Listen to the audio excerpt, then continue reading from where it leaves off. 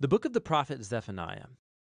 Zephaniah lived during the final decades of the southern kingdom of Judah. It was when King Josiah had attempted to bring about real change in the land by removing idols and restoring the temple to the worship of Israel's God alone. But Israel was just too far gone. Worshipping other gods was too entrenched in the life of the people, and it ended up that Josiah's pride led him to a tragic death on the battlefield as he set Jerusalem on a collision course with Babylon. And Zephaniah, he had seen all of this coming. For years, he had been warning the leaders of Jerusalem, and this little book is a collection of his poetry summarizing his message. It's designed to have three main parts. The first focuses on the day of the Lord's judgment coming on Judah and Jerusalem. The second part is about the day of the Lord's judgment on the nations and Jerusalem again. And then the third section explores the hope that remains for the nations and for Jerusalem on the other side of God's judgment. The first section opens with the shocking reversal of Genesis 1. So God's good, ordered world is going to descend back into disorder and darkness and chaos, becoming uninhabitable once again. And as you keep reading, you realize Zephaniah is developing all of these powerful poetic images to describe how Jerusalem's world is going to end. All of the city's institutions for worshiping the gods of the Canaanites will be destroyed. All the leaders who perpetrated injustice, all the economic centers where crooked lending and borrowing took place,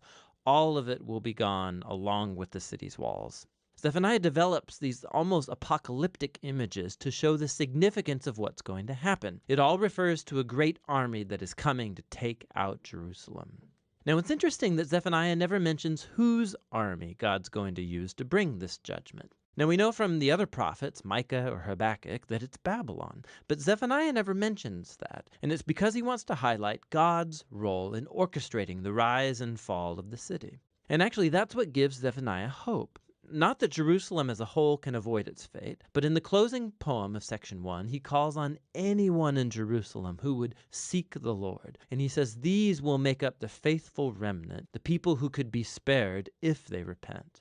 In the second section, Zephaniah widens his focus to include the nations around Judah. So the Philistines or Moabites, the Ammonites, even the Assyrians, he accuses all of them of corruption and violence and arrogance, and he predicts that all of them will fall before Babylon too.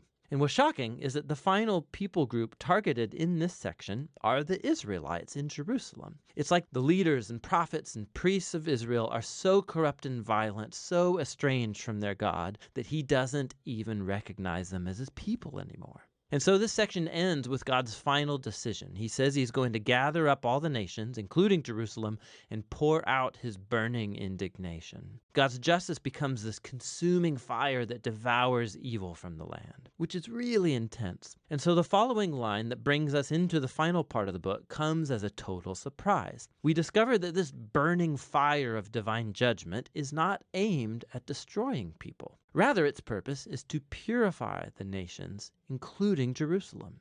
So the section begins as God says that he's going to heal and transform the rebellious nations into one unified family, and that after being purified, they're going to turn from their evil and call upon the name of the Lord. These images point to the fulfillment of God's promise to Abraham all the way back in Genesis 12, that God would find a way to bless the nations, and Jerusalem as well. The conclusion of the book focuses on the restoration of the city at the center of the nations. God's presence is there in the restored city, along with that faithful remnant that's been humbled and transformed by God's mercy. And they're called to sing and rejoice. And then in this striking image, we're told that God is a poet who wants to sing too. Your God will live among you, and he will celebrate you with songs of joy, Zephaniah says. The closing poem of the book ends with these very powerful images about God gathering up into his family the outcast and the poor and the broken, where he exalts them into a place of honor. And that's how the book ends. This little book of Zephaniah, it contains some of the most intense images of God's justice and love that you find anywhere in the prophets. His justice is about his passion to protect and to rescue his world from the horror of human evil and violence. God won't tolerate the horrible things that humans do to each other and to his world. But he brings his justice in order to restore, in order to create a world where people can flourish in safety and peace because of his love. And so Zephaniah forces us to hold together these two aspects of God's character, his justice and his love. And he wants us to discover that together They contain the future hope of our world. And that's what the book of Zephaniah is all about.